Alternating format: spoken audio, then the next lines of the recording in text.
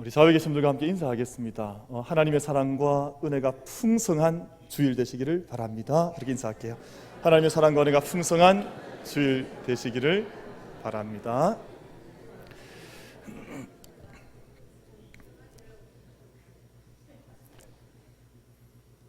우리 모든 예배자들께 하나님의 사랑이 강물처럼 심령과 영혼 속에 흘러 넘치는 줄 믿습니다.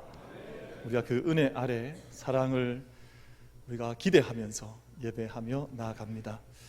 지난 금요일 저녁에 저희가 그 대림절을 시작하면서 성탄 트리 점등식을 같이 했습니다.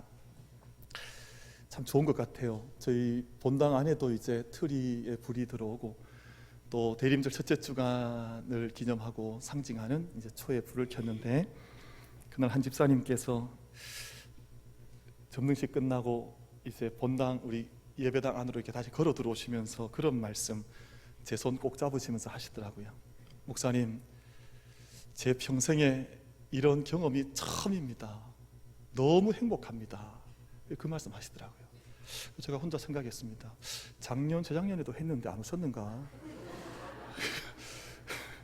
그 생각했는데 날씨가 적절했던 것 같아요. 날씨가 참 좋아서 제가 그 집사님에게 뭐 농담처럼 드린 말씀이지만 너무 좋아서 그냥 너무 춥지 않게 성도들이 함께 앉기도 하고 서기도 하고 또 캐롤도 함께 노래를 부르고 또 거기서 온 세상 평화를 위해서 함께 마당에 서서 이 땅을 위해서 기도를 하기도 하고 또 끝이 난 다음에는 함께 그 음식을 나누면서 하나님 안에서 사랑을 나누니까 야, 점등식 불을 밝히는 것이 참 행복하다 하는 그런 생각을 했습니다.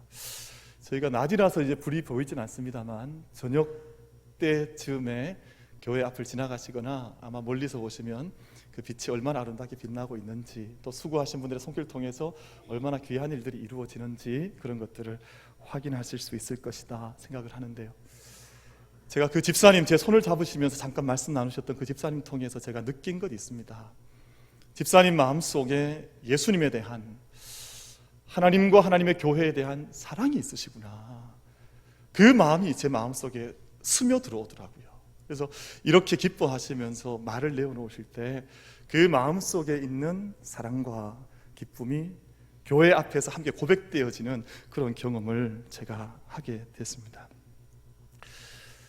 사랑하는 성도 여러분, 우리가 사랑을 늘 이야기하고 사랑을 살아가는데 그냥 사랑, 그냥 이렇게 일반적인 사랑은 좋은 것들을 보며 좋다, 또 귀한 것들을 보며 귀하다 말하면 그 사랑은, 그런 사랑은 일반적인 사랑입니다. 우리가 좋은 것 보면 다 좋다 그러잖아요. 귀한 것 보면 우리가 야 귀하다, 우리가 그렇게 이야기하게 되지 않습니까? 멋있는 것 보고 멋있다 그러는 것은 자연스러운 감정, 일반적인 사랑에 대한 감정일 것입니다.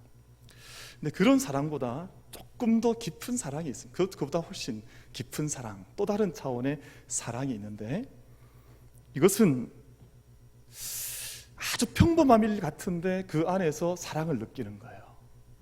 여러분 그런 경험들 해보셨습니까? 내가 사랑하는 사람이 자녀나 가족 중에 밥을 먹는데 야 그거 예뻐 보이는 거 있잖아요. 참 밥을 먹는 모습도 예뻐 보인다. 어찌 저렇게 밥 먹는 게 저렇게 예쁠 수 있냐. 혹시 그 느낌 가져보셨습니까?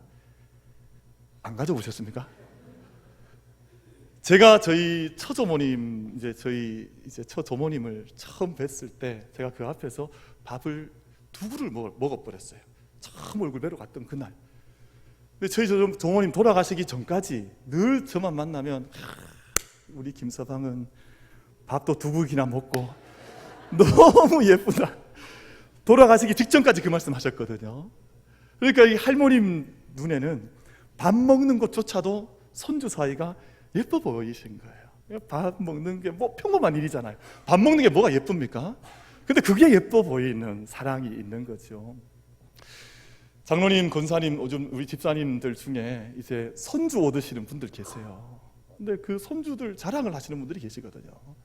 어떤 자랑하시냐 하면 애가 이제 크다가 이제 말을 배우잖아요. 그래서 엄마 참 그 얘기한 걸 또 들으시고 오시면 저한테 막 그런 말씀하세요. 목사님, 우리 애가 아마 아나운서가 될 것 같아요. 말을 얼마나 잘하는지 모릅니다. 엄마 한마디 했는데 그 엄마 한마디 말이 너무너무 사랑스러운. 길을 걸어가다가 간판 보고 애가 무슨 옹알이를 이렇게 하면 목사님, 우리 애가 앞으로 판사가 될 것 같아요. 큰 인물 될 것 같습니다. 반판을 가르쳐주지도 않았는데 막 읽습니다.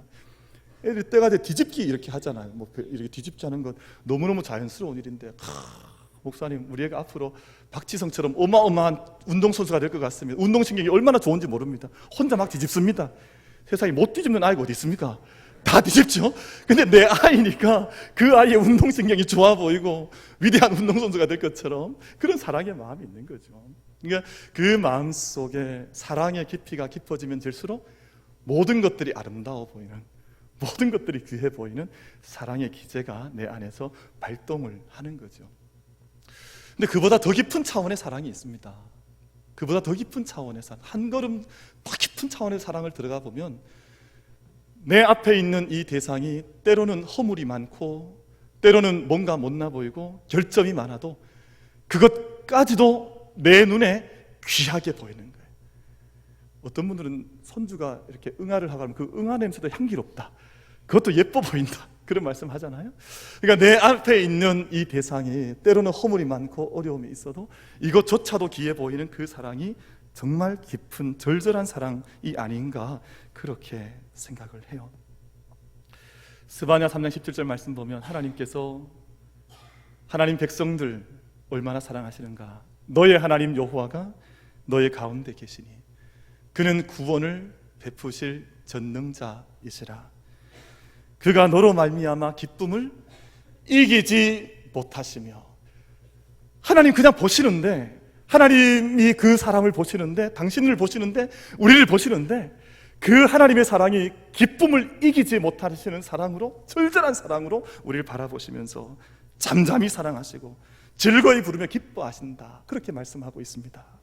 사랑하는 성도 여러분, 내 삶의 모습이 어떠 하든 오늘 이 예배하는 이 시간, 이 자리가, 대림절 첫 주간의 이 자리가 하나님의 끊을 수 없는 사랑, 절절하신 그 하나님의 은총의 사랑이 내게 흘러내려와 나를 사랑하시고 덮어주시고 인도하시는 그 은총의 사랑이 우리가 고백되어지고 경험되어지는 이 예배가 되기를 간절히 바랍니다.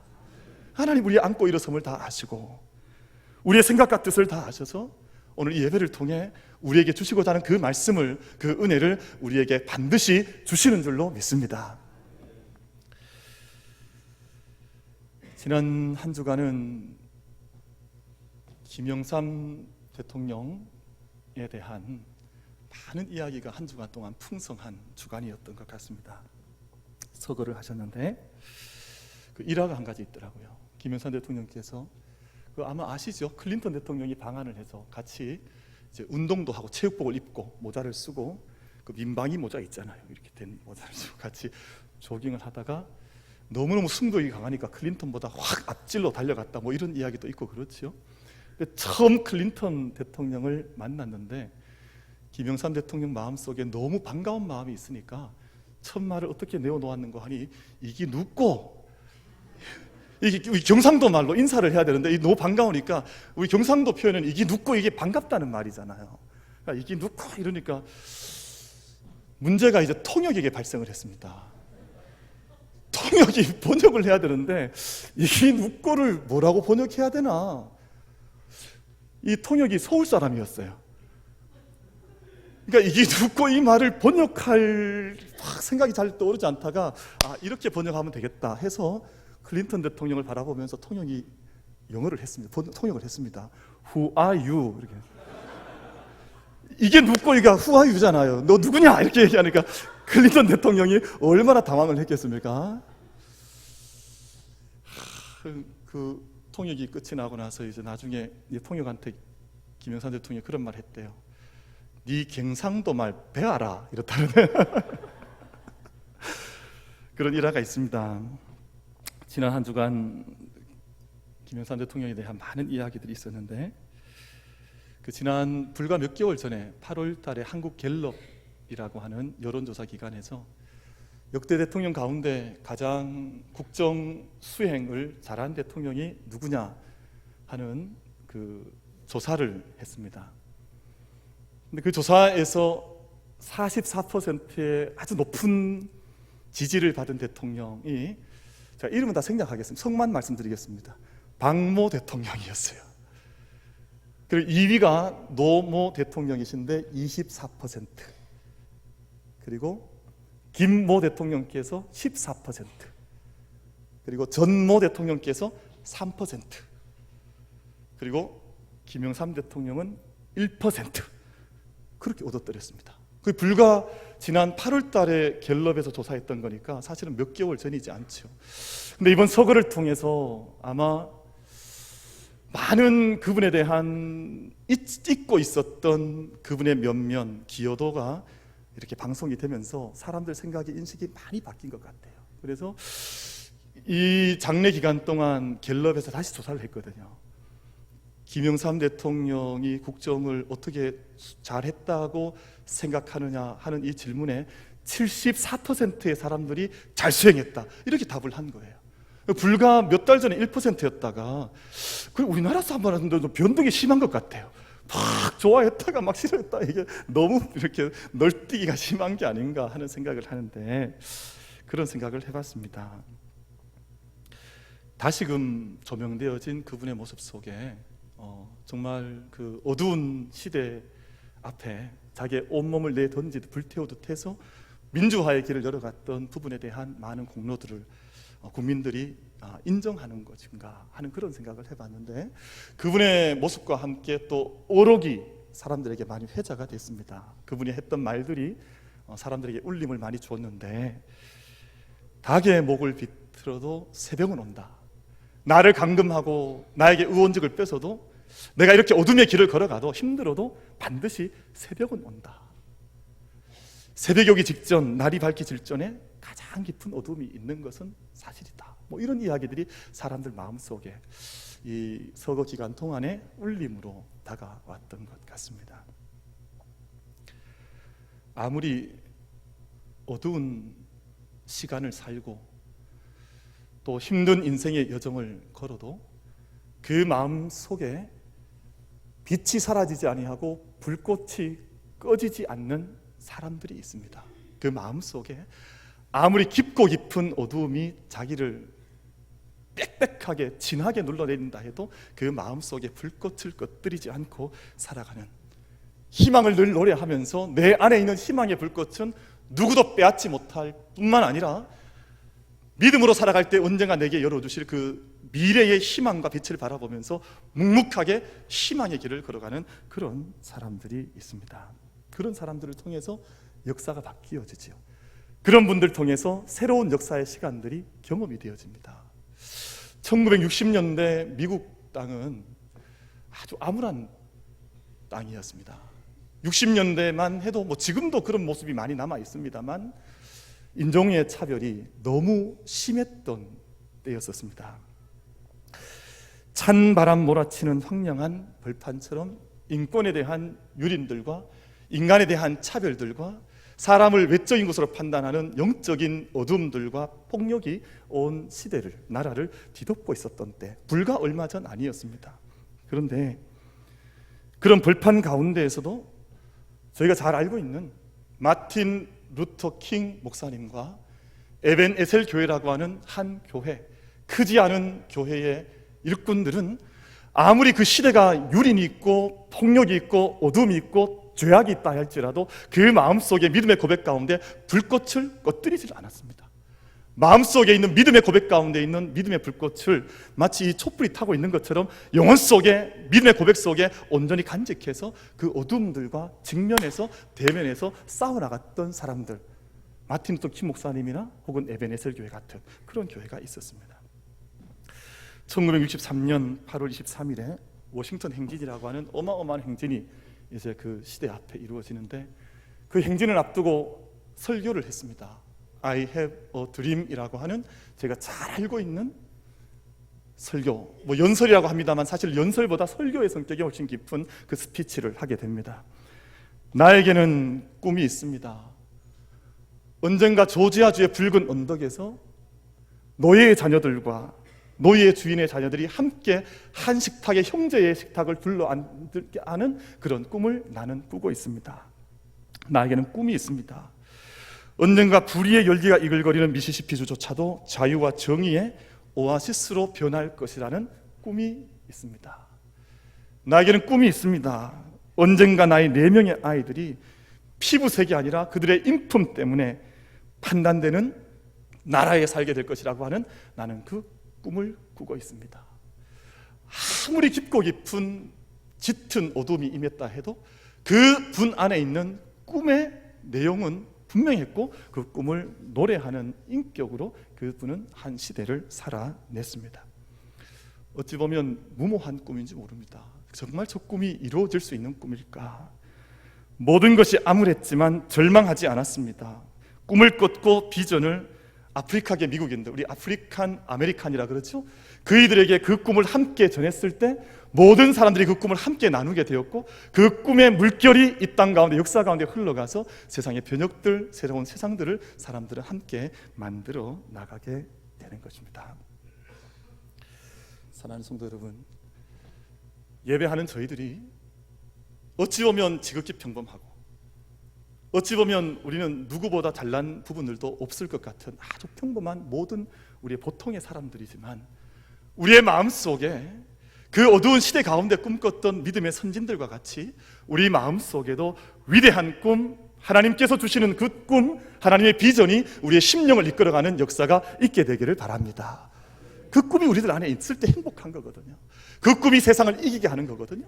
그 비전을 따라서 세상 보고 비전 품는 게 아니거든요. 하늘로부터 오는 그 비전 안에서 우리의 가정이 변화되어지고 우리 교회 가운데 구원의 역사가 일어나게 되고 이 교회를 통해서, 이 전을 통해서 이 땅 가운데 행하시고자 하는 하나님의 꿈들과 비전이 현실화되는, 컴트루되는 놀라운 역사가 우리들 가운데 있게 되기를 간절히 바랍니다. 그 꿈을 꾸면 행복하잖아요. 오늘 아침에 예배하기 위해 교회에 올라오면서 그 옆에 있는 공원 지나왔거든요. 공원 보니까 그런 생각이 들더라고요. 야, 공원이 너무너무 예쁜데 정말 저만한 공원은 어디 가서 찾아보기도 어려울 만큼 예쁜 공원이에요. 교회에서 불과 걸으면 3분, 뛰면 한 30초면 갈 수 있는 거리에 예쁜 공원이 있거든요. 그러니까 언젠가 저런 땅에서, 비어있는 땅에서 우리 교회가 마련한 어떤 콘서트나 아니면 집회 같은 것들을 저런 곳에 살 수 있으면 우리가 야외 어디 노천에 어디 광장 안 빌려도 귀한 것들을 두고 있으니까 여기 언젠가 하나님께서 채우시고 우리에게 역사 허락하시면 이런 땅들을 통해 교회가 열 수 있는 아름답고 복된 비전의 콘서트를 열면 이 지역에 있는, 서구에 있는 우리 학생들에게 귀한 선물을 할 수 있는, 믿음의 꿈들을 꾸게 하는 귀한 일들 되는 것 아닌가 하는 생각하면서 왔어요. 제가 행복했을까요? 안 행복했을까요? 무지무지하게 행복했습니다. 마음속에 그런 생각만 해도 사실 사람은 그 꿈속에 꿈을 먹고 산다 그러잖아요. 자기 비전이 내 안에 하나님께서 그 이루실 시간들을 꿈꾸면 우리 가정을 위해서도 그런 꿈을 꿀 수가 있고 교회를 통해서 있을 그 꿈을 또 꿀 수가 있고 이 나라 이 민족을 통해서 이를 꿈을 꿀 수도 있다고 믿습니다. 여러분, 우리가 모두 다 믿음의 사람들답게 꿈과 비전의 일꾼들로 살아가는 우리 모두가 되기를 축원합니다. 옆에 분 한번 축복합시다. 자꾸 개꿈 꾸지 말고 좋은 꿈 꾸십시오. 한번 축복하겠습니다. 좋은 꿈 꾸십시오. 한번 축복하겠습니다. 좋은 꿈을 한번 꿔보십시오. 자꾸 맨날 개돈 타는 꿈 그런 거 꾸시면 안 되고 정말 비전의 꿈, 하나님의 꿈, 하나님께서 내게 주시는 그 꿈을 꾸는 것이 좋다. 그것이 믿음의 삶이다. 오늘 본문 말씀은 지극히 고통 가운데 있었던 시위대 뜰에 갇혀있던 예레미야 선지자의 꿈에 대한 이야기입니다. 예레미야 선지자는 별명이 있죠. 눈물의 선지자입니다. 눈물이 참 많았고 또 고난의 고통의 선지자였습니다. 왜냐하면 하나님께서 굳이 싫다는 사람 데려다가 예언하게 하셨어요. 근데 그 예언이 좋은 예언, 사람들 귀에 듣기 좋은 예언, 사람들 마음을 달콤하게 하는 예언이었으면 좋았을 텐데 그렇지 않고 유다의 죄값을 치러야 된다. 우리가 너무너무 깊은 죄악 가운데 있기 때문에 하나님의 심판이 우리들 가운데 임할 것이고 우리가 그 모든 죄의 값에 대한 지불이 끝이 나면 하나님께서 우리를 돌이키실 것이다. 그러니까 이렇게 심판에 대한 예언을 하니 누가 좋아했겠습니까? 누가 하나님 말씀의 비전을 받아서 직고를 할 때 그것을 기쁘게 받을 수 있는 사람이 세상에 얼마나 되겠습니까? 그러다 보니 예레미야는 고난의 눈물의 사람이었더랬습니다. 오늘 말씀도 그러한 배경을 가지고 있습니다. 하나님을 누구보다도 사랑했던 선지자, 누구보다 나라와 백성 사랑해서 그들 앞에 자기 안에 있는 자기의 백성들이 비록 죄 가운데 있어도 이 백성들 사랑하는 절절한 사랑이 있어서 그 사랑을 통해 하나님의 예언의 말씀을 걸러서 쏟아낼 수밖에 없었던 한 눈물의 선지자의 삶이 바로 예레미야의 삶이었습니다. 저는 이 말씀 사랑하는데요, 예레미야 20장 9절 말씀 보면 예레미야가 하나님을 얼마나 사랑했는지, 하나님을 얼마나 마음속에 깊이 담고 있었던 사람인지, 또는 하나님의 백성들을 얼마나 사랑했던 사람인지, 이 국민, 이 민족, 이 유다 백성들을 얼마나 사랑했던 사람인지 잘 표현된 말씀이 나옵니다. 예레미야 20장 9절 말씀에 내가 다시는 여호와를 선포하지 아니하며 그의 이름으로 말하지 아니하리라. 내가 하나님 주시는 그 말씀을 내가 더 이상 내가 받기 싫어한다. 왜냐하면 그 말씀 통해서 내가 져야 되는 십자가가 너무 커서 이 말씀을 내가 이제 그만 전해야지 라고 생각을 하게 되면 나의 마음이 불붙는 것 같아서 골수에 사무치니 답답하여 견딜 수가 없다. 여러분, 골수에 사무칠 만큼 답답한 마음 가지고 하나님 주신 말씀을 붙들었던 사람이 예레미야였었고, 그 절절한 골수에 사무치는 사랑 가지고 민족의 문제, 나라의 문제, 이 땅의 문제를 가지고 붙들었고 씨름했던 사람이 바로 예레미야 선지자였다라고 성경은 우리에게 가르쳐 주고 있습니다. 그런 예레미야를 하나님께서 시위대 뜰에 갇혀져 있는 예레미야에게 임하셔서 그에게 말씀 주시는데, 바로 오늘 본문에 기록된 비전과 꿈에 대한 말씀을 하나님께서 허락을 해 주십니다. 반드시 잃어버렸던 이 땅을 너희가 일정한 기간 지난 후에는 반드시 회복하게 될 것이다.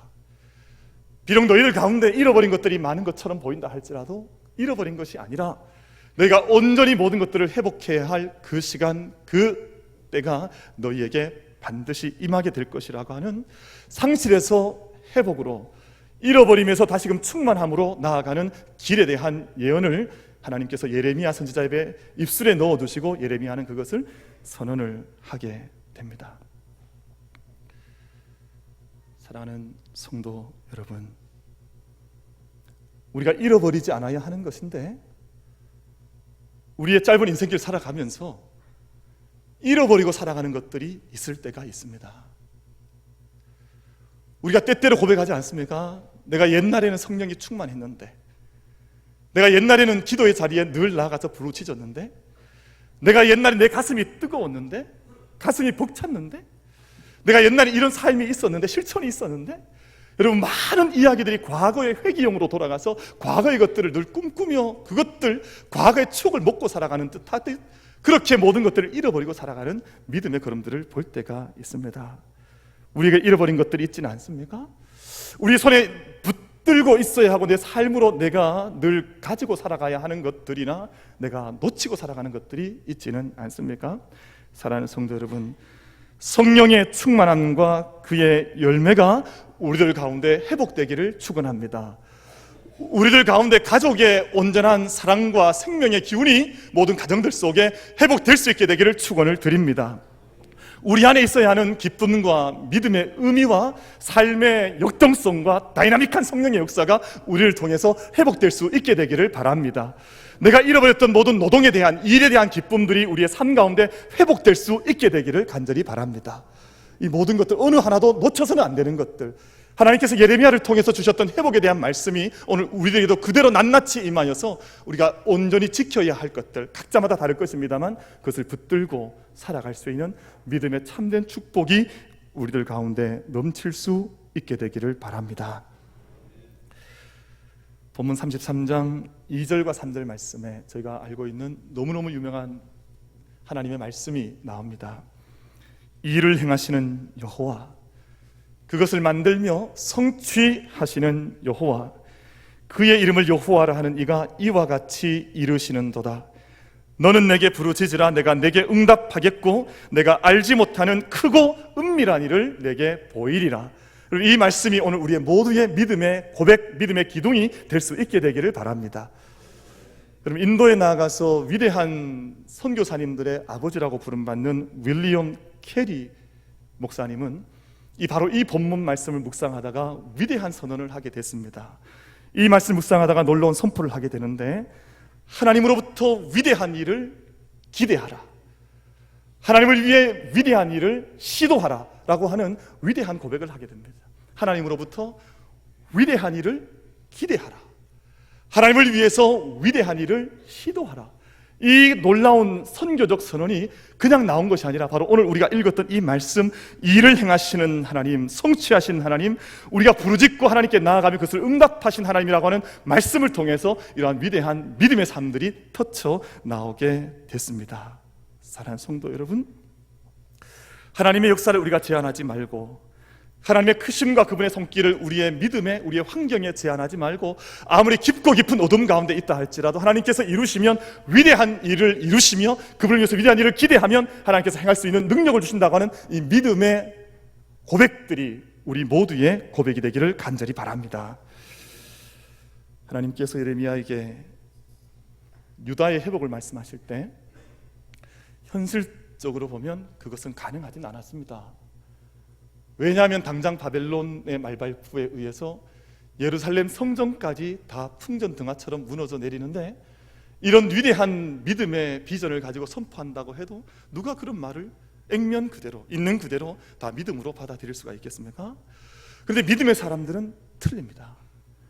믿음의 사람들은 현실을 보는 것이 아니라 말씀을 붙들고 있기 때문에, 내 눈앞에 펼쳐진 내 시력을 믿는 것이 아니라 하나님의 비전을 믿기 때문에 그 모든 하나님의 약속 앞에 아멘입니다, 하나님 그러합니다, 하나님께서 말씀하시면 이루실 수 있습니다라는 고백을 가지고 가는 사람들이 바로 믿음의 사람들인 줄로 믿습니다. 그래서 32장 17절 말씀을 보면 예레미야는 하나님의 능력 제한하지 않습니다. 주 여호와여, 주께서 큰 능력과 표심팔로 천지를 지으셨사오니 주에게는 할 수 없는 일이 없으시니라. 그렇게 예레미야가 고백을 합니다. 하나님에 대한 철저한 신뢰와 믿음으로 그 모든 환난의 때를 이겨나갔던 사람, 예레미야의 모습이죠.